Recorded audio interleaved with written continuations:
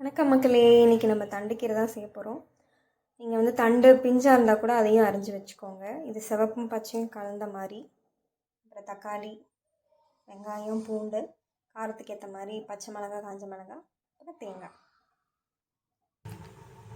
எண்ணெய் சட்டி வச்சுட்டு ஆயில் போட்டுக்கோங்க. கடுகு, கருப்புளுந்து, ஜீரகம்,